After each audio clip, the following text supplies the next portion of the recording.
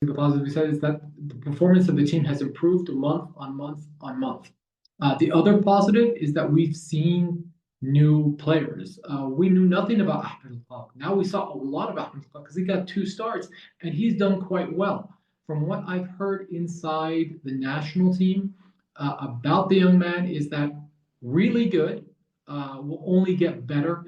They realize that he has only had 1 season as a professional footballer under his belt. And so it can only get better for him as he starts to understand the game at a higher level, at a more tactical level. He will only become better. And I personally, I see a lot of Tamas in him. So, like he's tall, he's strong, he's fast, he's a hard worker.